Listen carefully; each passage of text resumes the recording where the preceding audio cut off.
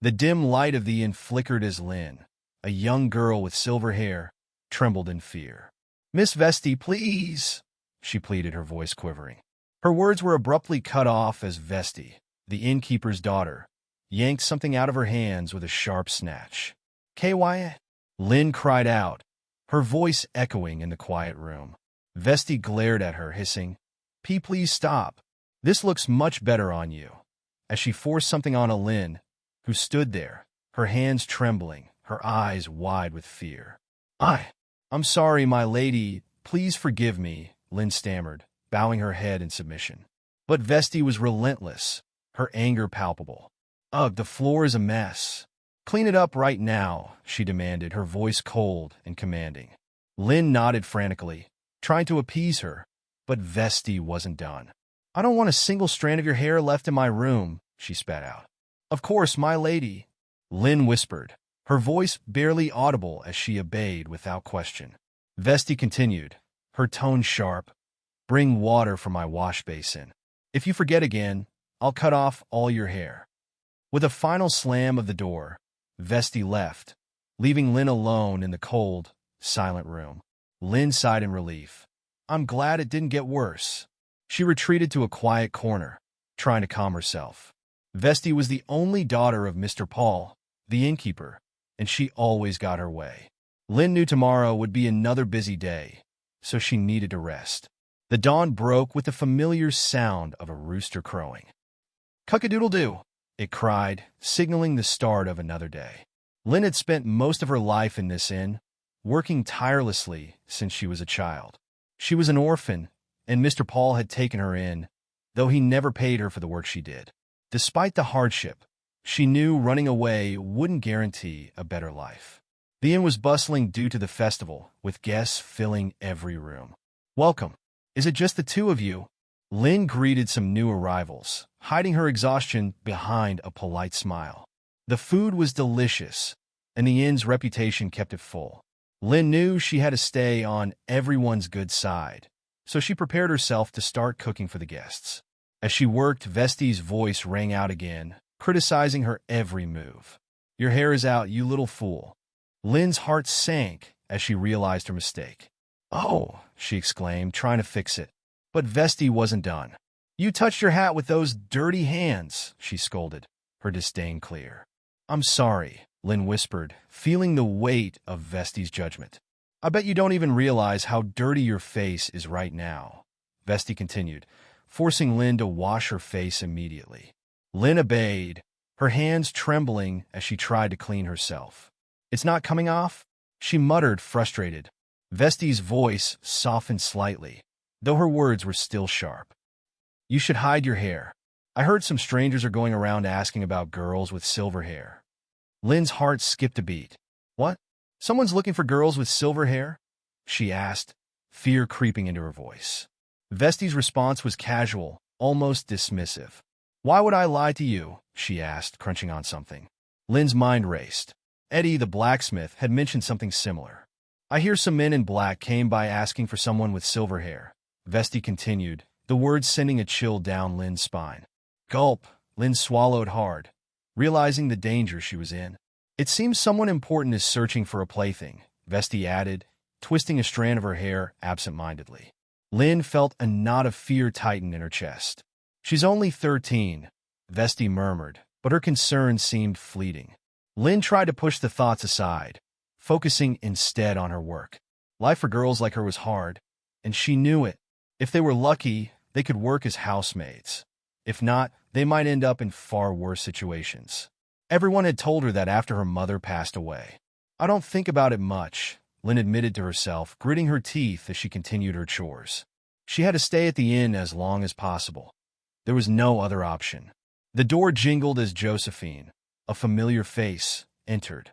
"Hello, Josephine," Lynn greeted her, forcing a smile.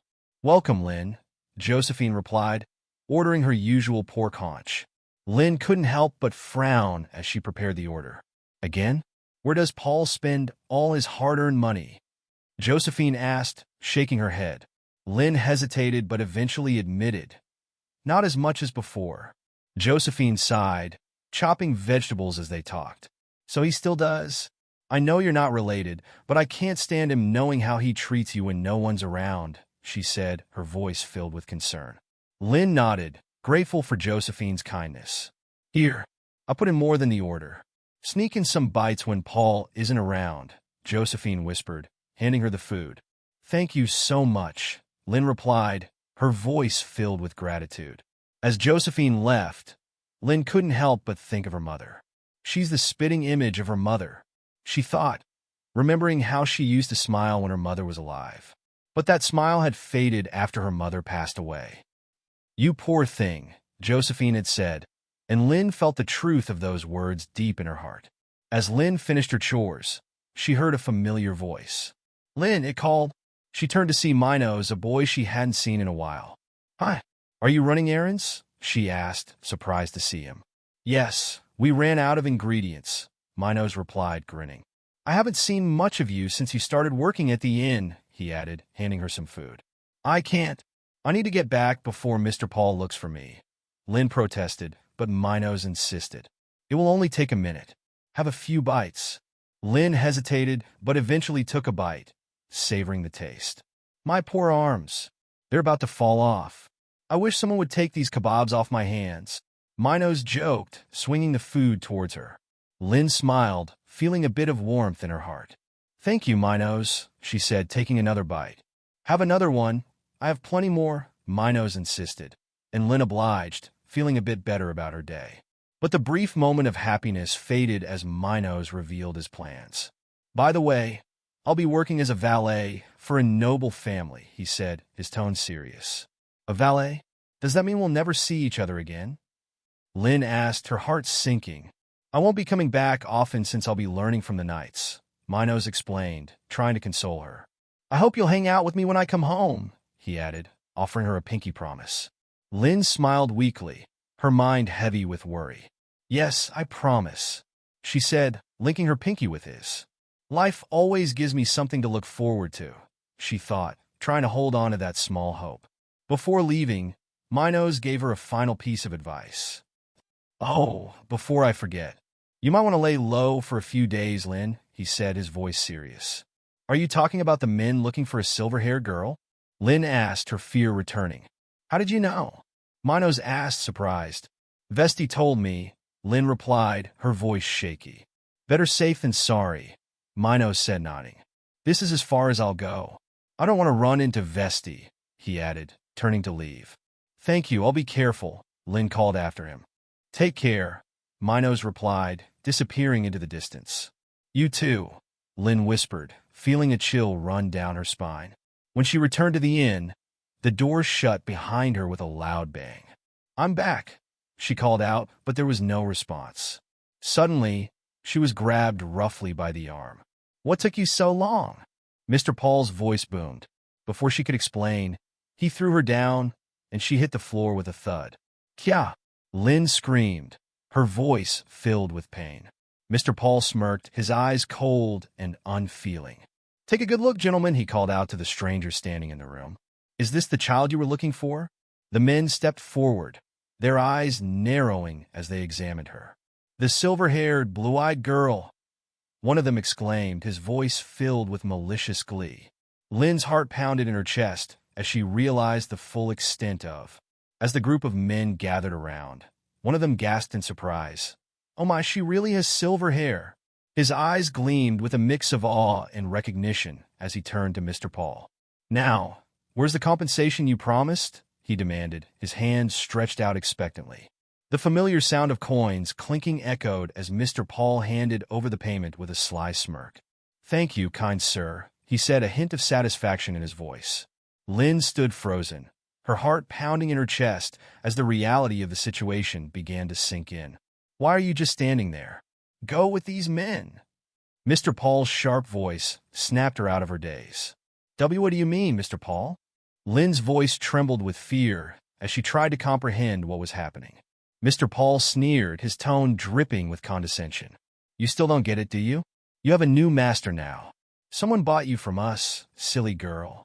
Lynn's eyes widened in horror as the words hit her like a physical blow. Please don't send me away, she begged, her desperation palpable as she clung to Mr. Paul. I promise I'll do the laundry twice a day from now on. You don't have to feed me. I won't ask you for anything. Shush. This is out of my hands now, Mr. Paul replied coldly, pushing her away without a second thought. Mr. Paul, please. Lynn's voice cracked as she pleaded with him, but her words fell on deaf ears. Get lost, you little wench, Mr. Paul snapped, roughly yanking her away from him. Lynn stumbled, her small frame hitting the ground with a thud. Tears welled up in her eyes, streaming down her face as she looked up at the man who had once provided her with a semblance of stability. Vesti, standing nearby, couldn't resist adding to Lynn's misery. I told you, your silver hair would be your downfall, she taunted, a cruel giggle escaping her lips. Don't forget me if you end up as the mistress of some ugly old noble, she added with a laugh, slamming the door behind her as she left. The men led Lynn towards a waiting carriage, their footsteps echoing ominously in the still air. One of the men turned to the leader, his voice uncertain as he asked, Sir, what will you have me do? The leader didn't respond immediately. Instead, he gestured towards the carriage. Why don't you get on the carriage first, he suggested, his tone softening slightly as he addressed Lynn. You've come a long way, child. You're all skin and bones. You won't be able to serve Lady Elizabeth like this. Hesitantly, Lynn stepped into the carriage, her mind spinning with fear and confusion. As she settled into her seat, the man handed her some food. There you go. You clean up nicely. You finally look passable, he remarked, watching as she began to eat, her hunger overcoming her hesitation. Now eat up. You're going to need the energy. It looks so delicious, Lynn exclaimed, barely able to contain her hunger as she devoured the food. Slow down. You're going to choke, the man advised with a TSK, shaking his head in mild exasperation. If you want them to work for you, you need to feed them first, he muttered under his breath. As Lynn continued to eat, the man explained her new role. Your job is to wait on Lady Elizabeth. Wait on Lady Elizabeth? How do I do that? Lynn asked, her voice filled with uncertainty and fear. You will be doing things in her place. Things that she herself shouldn't be doing, the man explained patiently. I'm Julie. Stop by any time you need a meal or a snack. I'll find you something to eat. Thank you. Lynn's voice softened as she began to accept her new reality. I'm not sure what I'm supposed to be doing, but maybe life at the dukedom won't be so bad after all, she thought, holding on to a small sliver of hope. Days passed, and Lynn found herself at Lady Elizabeth's estate. To her surprise, life here was more peaceful than the harsh conditions of the inn she had known. One day, a servant brought her before Lady Elizabeth. I brought the girl you requested, Lady Elizabeth, the servant announced formally. Here, introduce yourself. Lynn bowed deeply, her voice full of nervous respect. It's an honor to meet you, my lady. My name is Lynn. Take off your cap, Lady Elizabeth ordered, her gaze curious and appraising. Lynn obediently removed her cap, revealing her silver hair. Oh, wow. You do have silver hair, Lady Elizabeth remarked, her tone unexpectedly warm. You're so pretty. Did you say your name was Lynn? She asked, reaching out to grab Lynn's hand. You must stay by my side at all times. Do you understand? Lady Elizabeth commanded, her voice firm. I'll see you at my lesson. Yes, my lady, Lynn replied, her heart racing as she tried to keep pace with her new mistress. As they walked, Lady Elizabeth's attention was drawn to a man named Marvin. You're amazing, Marvin, she praised him with a smile. Thank you, my lady, Marvin replied with a respectful bow. Lady Elizabeth turned to Lynn with a thoughtful expression. You were right. She has the same silver hair as Her Highness Regina, she observed, a gleam of interest in her eyes. Things are going to get interesting, she murmured to herself. Lynn, still trying to grasp the full extent of her new role, thought to herself, I thought my job was to keep Lady Elizabeth company. But as the day went on, she began to realize how wrong she was. Lady Elizabeth, the governess's stern voice cut through the air. Did you finish the history homework I gave you last week? Of course, I did, Lady Elizabeth replied with confidence. The governess's expression hardened. You made the same mistake as before. I have no choice but to punish you again, she declared, her tone leaving no room for argument. Punish? Lin thought, confusion and fear rising within her. But before she could fully grasp the situation, the governess raised her hand. Huh! Lin barely had time to react before the sharp sting of the whip lashed across her back. Whack! The sound echoed in the room, sending a wave of pain through her small body. That hurts, Lin thought, tears welling up in her eyes. She said she would grade the homework next week. The realization hit her hard. So my job, Lin thought bitterly, was to receive punishment on her lady's behalf. The governess wasn't allowed to lay a hand on a noble lady, so they needed someone else to take the fall. And Lady Elizabeth seemed to enjoy it whenever Lin was the one to suffer. The job is not what I had expected, Lin thought, her heart heavy with the weight of her new reality. But it still beats working at the inn. As she slumped to the ground, Lin could only hope that taking the beating had made Lady Elizabeth happy. She blinked away her tears, trying to gather her strength. Suddenly a voice called out, breaking the silence. Hey you, who are you? Startled, Lin jolted upright, her eyes squinting against the harsh sunlight. Huh? Who could it be? She wondered, her heart racing with a mix of fear and curiosity. You have blood on your face, the voice pointed out, laced with concern. Lin looked up, her breath catching as she saw a boy standing in her secret spot. Who is this boy? She thought, her heart skipping a beat. He was so beautiful, with features so perfect, that even the god of beauty would be jealous. Yes, that was where I first met young Master Martin, Lin realized, staring in awe at the boy who would one day become the successor of the dukedom of Arupith. Have you been looking for me, Lady Elizabeth? Do you realize how many times I've called for you? The voice cut through the air, sharp and impatient. Lin jolted, her heart skipping a beat. I am sorry, my lady. I didn't hear you, she stammered, trying to steady her trembling voice. Lady Elizabeth's eyes narrowed, her irritation evident. Why is your head in the clouds, girl? Pay attention, she snapped. I'm so sorry, my lady. It won't happen again, Lin replied, lowering her gaze to the floor, her mind racing. Lin had been serving Lady Elizabeth for about a month now. In that short time, she had quickly learned that the young noblewoman's moods were as unpredictable as a storm at sea. She was even more temperamental than Miss Vesti, and on her worst days, all Lin could do was beg for forgiveness and hope to avoid her wrath. What a simpleton! Now, what was the homework Governess Luther assigned this week? Lady Elizabeth asked, her tone dripping with disdain.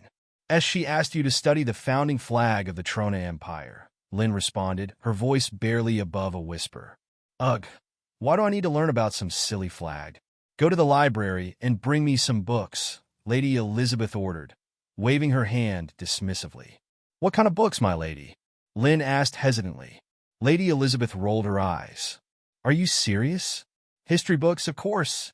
Do I need to knock some sense into you? She threatened. I'll go right away, Lin replied, quickly turning to leave, her heart pounding.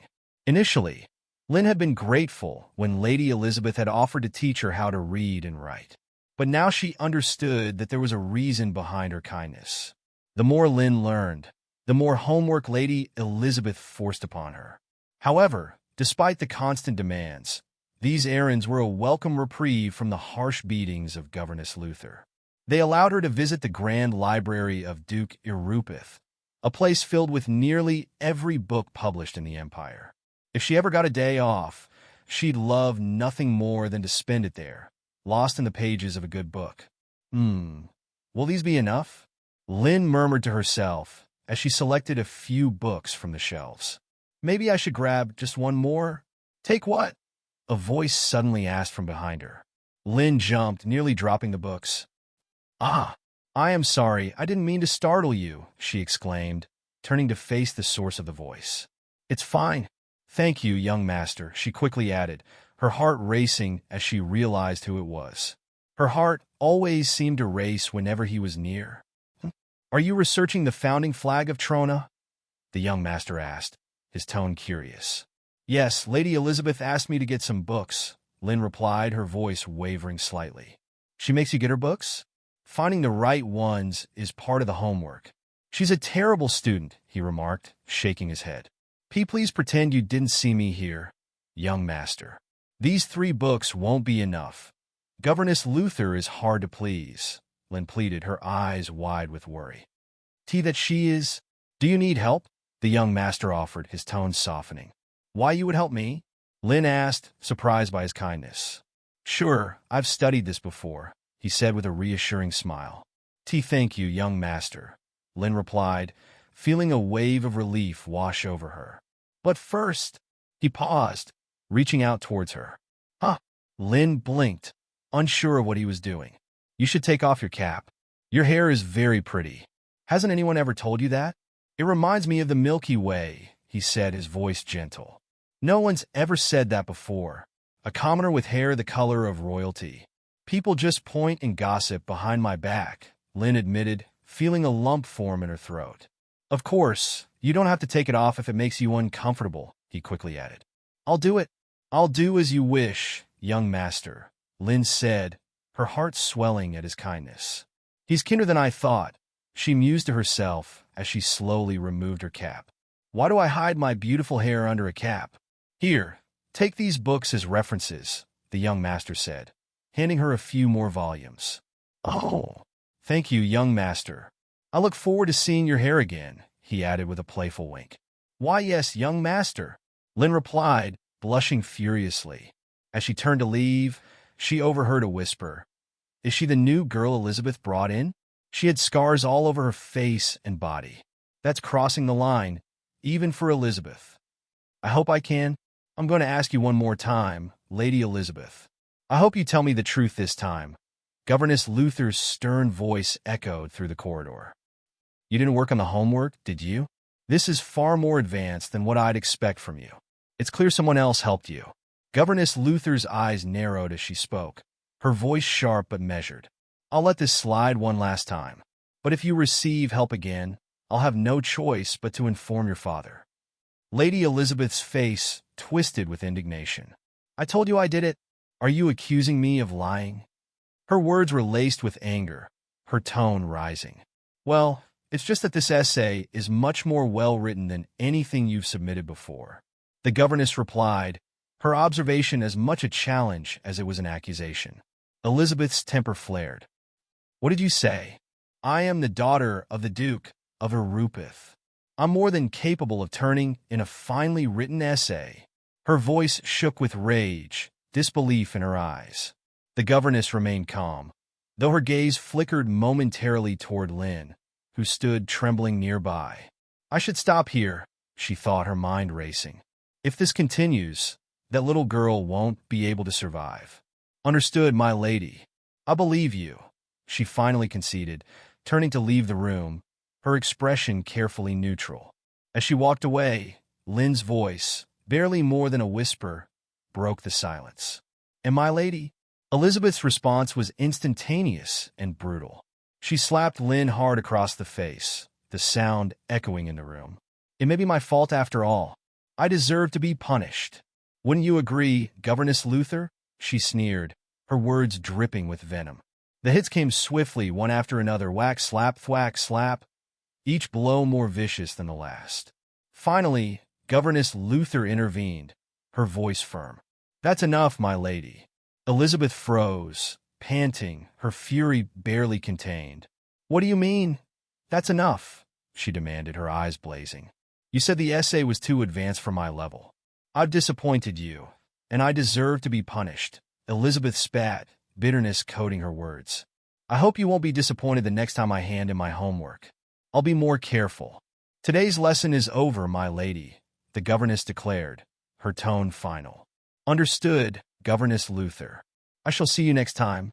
Elizabeth turned to leave, but as she reached the door, she paused. Oh, one other thing. I want you out of my sight today, she added coldly, her words a final sting. Yes, my lady, Lynn whispered, her voice barely audible as she tried to hold back tears. She watched as Elizabeth stormed out, the door slamming behind her. Lynn stood frozen for a moment, her body aching from the beating. The silence was broken by a soft, concerned voice. Can you get up, child? Are you all right, Lynn? Governess Luther asked, her tone unexpectedly gentle. I'm fine, Governess Luther. Thank you for looking out for me. I'll be heading out now, Lynn replied, her voice trembling. You do that, the governess said, her gaze lingering on Lynn as she slowly made her way to the door. Governess Luther couldn't understand the depth of Lady Elizabeth's cruelty. Why does she hate Lynn so much? She wondered. The lessons continued, but so did the conflict between the governess and Lady Elizabeth, and with each passing day, the punishments grew more severe. Lynn often found herself dreading what would come next, her fear growing with every encounter. Sadness and fear weighed heavily on her heart, but there was one place that brought her solace: the lake behind the estate. Lynn quickened her pace, eager to escape to the only refuge she knew. The lake had been a cherished spot for the former Duchess, and it gave Lynn a sense of peace too. As she reached the water's edge, she sighed deeply, her thoughts swirling in a mix of despair and longing. I wanted to win Lady Elizabeth's favor, but it seems that's an impossible dream. Her musings were interrupted by the sound of a branch snapping behind her. Startled, Lynn turned to see the young master perched in a tree nearby. What exactly do you hate? He asked, his voice gentle but curious. Lynn's heart raced as she stammered. Hello, young master. He jumped down gracefully, landing beside her. His gaze fell on her bruised face, and his expression darkened. What happened to your face? He asked, concern evident in his voice. Did someone hit you? No, that's not it. Lynn lied, flinching slightly under his intense gaze. Was it Elizabeth? He asked again, his tone calm yet insistent. Lynn shook her head, her voice shaky as she quickly replied, What? No, it's nothing like that. Please don't ask her about it, young master. If you do, you'll only get her in trouble. He studied her intently before nodding. Well, why don't you tell me what happened? I promise to keep it a secret. Lynn hesitated, her mind racing with conflicting thoughts. I can't tell him the truth. After all, she is Lord Martin's younger sister. The young master reached into his pocket and handed her something small. Here, I want you to try this, he said with a reassuring smile. Tea, thank you, Lynn replied, taking the item hesitantly. He chuckled softly.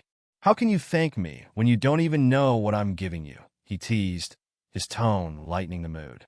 My apologies, young master, Lynn quickly responded, blushing with embarrassment. He smiled warmly. I was merely jesting, just between you and me. I'll bring you something nice whenever I can. Lynn felt her cheeks burn as the young master leaned in, his eyes filled with concern. Are you feeling unwell? Your face is flushed, he asked softly. I'm fine, young master, Lynn replied quickly, trying to steady her voice. Are you sure? You don't have a fever, do you? He reached out as if to check her temperature, but she pulled back slightly, shaking her head. And no, really, I'm fine, she insisted, though her heart was pounding. The young master studied her for a moment, then nodded. That's good to hear. He slid something small into her hand. Here, try this. What's this, young master? She asked, looking down at the unfamiliar object. This is called chocolate. It's delicious. Go ahead, try it, he encouraged with a gentle smile. Lynn hesitated, then took a small bite. The sweetness burst across her tongue, and her eyes widened in surprise. I've never had anything so sweet and delicious before, she exclaimed. The young master chuckled softly and patted her head, causing her heart to race even faster. I'm glad you enjoyed it, he said, his touch light but warm. Is my heart racing because of the chocolate or because of the young master's beautiful smile? Lynn wondered, feeling a strange flutter in her chest. You should get going now, he said after a moment. You've been here for quite some time. Oh, I'll be leaving now, young master. See you later, Lynn stammered, realizing she had lingered too long. She hurried away, her thoughts in a whirl. I might get in trouble for this, but it's fine, she thought, a small smile tugging at her lips. I got to spend time with the young master. As Lynn made her way back, the young master watched her retreating figure, a troubled look crossing his face. What a shame. I won't be able to see her for much longer, he thought, his expression somber. Lynn reached Lady Elizabeth's chambers, her mind quickly shifting back to her duties. It's my job to make sure she wakes up in a good mood, she reminded herself, moving quietly into the room. Water! Here you are, my lady, she whispered as she handed the glass to Lady Elizabeth, who was just stirring awake. The lady's eyes opened slowly, narrowing as they focused on Lin. "Where were you?" she asked, her tone sharp. "Pardon?"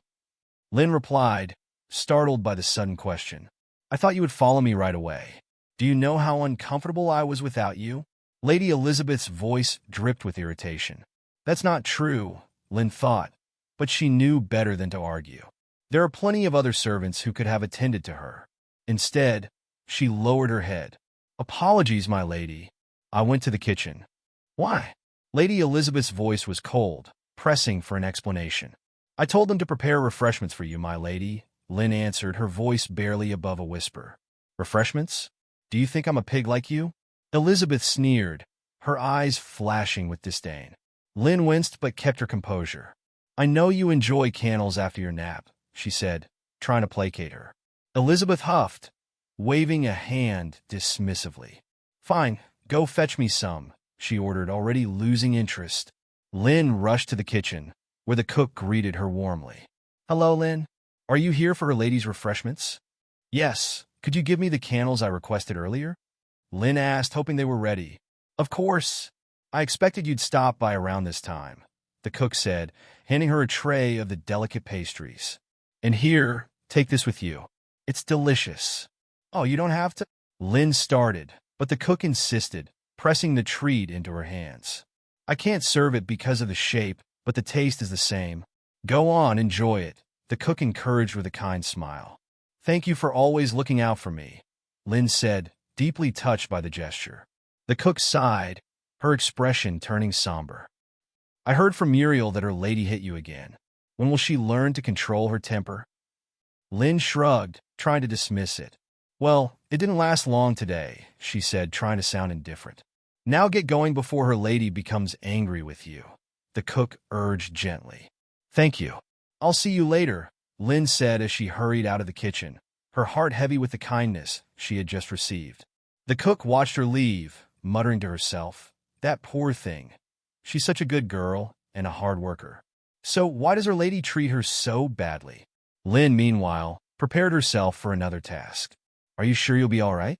"It'd be best if I went with you," another servant suggested, concern in their voice. "No, her lady told me to go on my own," Lin replied, her resolve firm. "There are wild animals out there, but I won't be long if I'm quick.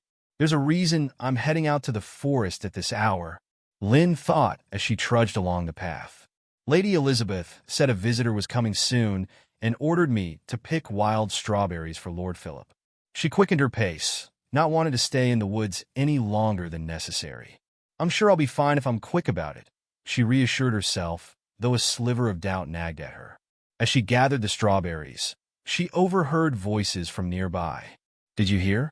Young Master Martin will soon be leaving for the academy. I won't be able to see him as often anymore," Lin thought with a pang of sadness.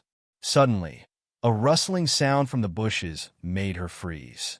Could it be? She wondered, her mind flashing back to the warnings about wild animals. She stood rooted to the spot, fear gripping her as the rustling grew louder. "Someone save me," she silently begged, her heart pounding in her chest. Then, out of the darkness, a voice called out, "Whoa, calm down. What's the matter?" Lin turned, her heart still racing, and saw the young master approaching. Relief flooded through her, but she could barely speak. "My apologies, young master," she stammered, trying to steady her voice. "We heard a scream in the woods, and it scared the horse." "A scream, you say?" he asked, his brow furrowing in concern. "It was short, but it sounded like someone was screaming," she explained, her voice trembling. The young master mused, scanning the area. "We're close to the dukedom. I'm sure there aren't any dangerous wild animals out here." The forest was alive with sounds, chirping birds, rustling leaves, and the steady thump of hooves on the ground. Lin, momentarily startled by the noises, sighed in relief when she saw it was just a deer. But her relief was short-lived as she realized how much time had passed. "I need to hurry," she thought, clutching the strawberries she had picked and rushing back. As she returned, the young master greeted her with a smile. "Well done, Lin. You should rest now. I'll check on Lady Elizabeth before I retire. I can't believe she sent you out alone at night." Lynn barely had a moment to catch her breath before another servant approached her. "There you are, Lynn. Why are you just standing around? Our guest has arrived." Quickly gathering herself, Lynn hurried to the scene where Lord Hardrives and Philip were engaged in conversation. Lady Elizabeth was all smiles, her demeanor warm and inviting as she welcomed Philip, who in turn complimented her, causing her to blush. In the background, the servants exchanged whispers, comparing Philip to the young Master Martin. "Philip is so different," one noted. "He's bright and refreshing, unlike Martin, who always seemed so intense." Their conversation was interrupted when Philip noticed Lynn. "Is she new? The one with the silver hair?" he asked, his eyes lingering on her. Elizabeth, sensing his interest, quickly redirected his attention to herself, her irritation barely concealed.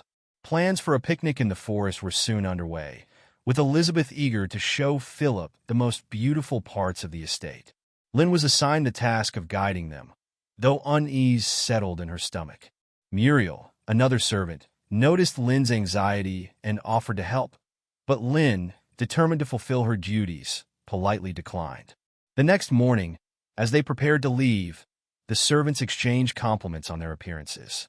Lynn, struggling with the weight of a heavy basket, was startled when Philip offered to assist her. In her surprise, she nearly stumbled, but Philip caught her just in time. "Are you all right?" he asked, concern in his voice. "I'm fine, my lord," Lynn replied, though her thoughts were elsewhere, worrying about Lady Elizabeth's reaction. As they reached a scenic spot in the woods and began to set up for the picnic, Philip noticed Lynn's inexperience with horses. Offering his hand, he helped her dismount gracefully. Throughout it all, Lynn couldn't shake the feeling of unease. Lady Elizabeth's displeasure was palpable, and Lynn feared what might await her when they returned to the estate. As the group gathered around the table, one of them exclaimed, "Wow, there's so much food here. Hey, why don't you join us?" Lynn hesitated, caught off guard. Pardon me?" she stammered, unsure if the invitation was genuine. But the Lord reassured her with a warm smile. "It's all right, my lord. I'm fine over here," she insisted, trying to stay composed. The sound of munching filled the air as the others began eating. However, the Lord looked concerned. "I don't feel comfortable with you sitting all alone." "Yes, Lynn. Why don't you come and pour some tea?" another voice chimed in. Lynn quickly responded, "Of course." She moved to pour the tea, but was gently reminded, "You don't need to kneel like that. Relax, we're the only ones here." "Don't you think so, Elizabeth?" Elizabeth agreed, nodding with a smile. "Martin and Philip are right. Please have a seat, Lynn." "Yes, my lady," Lynn replied, taking her place at the table. The sound of chirping birds provided a peaceful backdrop to their meal. Lynn took a deep breath, savoring the tranquility. "It's so peaceful here. I know this moment won't last, so I'll enjoy it while I can," she thought to herself. The conversation turned to the future, with one of them asking, "You'll be at the academy in a few months. Are you ready, Martin?" Martin shrugged. "What's there to prepare?" "Are you thinking of joining a fraternity?" someone else inquired. "It's not something you can just choose to join," Martin replied with a hint of resignation. A tinge of sadness filled the air as someone lamented, "I'll be so lonely when both of you are gone at the academy." "Don't worry. We'll be back during school breaks," Martin reassured. "You must come see me, Philip," another voice added enthusiastically. Lynn, feeling the weight of the conversation, asked, "My lady, may I step away for a bit?" "Go ahead. I'll be back shortly," her lady replied, giving her permission. As Lynn walked away, her thoughts wandered. So, the young master will soon be leaving for the academy. The Imperial Academy of Trona, which also serves as a military school. They don't accept girls, so only young Master Martin will be attending. My days at the estate are long and tiring, and I had no one to turn to, but the young master's presence gave me a reason to carry on. Running into him felt like a small reward, a ray of light in my otherwise miserable life. It was the motivation I needed to keep going. I should dip my feet in the creek. She approached the water's edge and dipped her feet in, letting the coolness bring her back to reality. Splash! I need to snap out of it, she told herself. Suddenly, she remembered wild strawberries. Philip will be visiting us soon. He loves wild strawberries. I want you to go pick some. She quickly gathered enough strawberries, hoping they would bring joy to her ladyship. This should be enough. I hope this makes her ladyship happy, Lin thought, hurrying back. But as she neared the estate, she heard a voice calling. Where are you, Lin? Why aren't you answering me? I am here, my lady, Lin replied, her heart racing. Her ladyship's voice was sharp with irritation. Why you? Do you know how many times I call for you? Are you testing my patience? A shout. Lin stammered, feeling the tension rise. And my apologies, she pleaded, but her ladyship was not appeased. Apologies, my foot. Just wait until we get back to the estate. As Lin hurried along, she tripped, tumbling forward. Watch out, my lady, she cried, but it was too late. There was a splash as her ladyship almost fell into the water. Drip, drip, drip, Lin scrambled to her feet, terrified. And my lady, I'm glad you didn't fall into the water, she said, her voice trembling.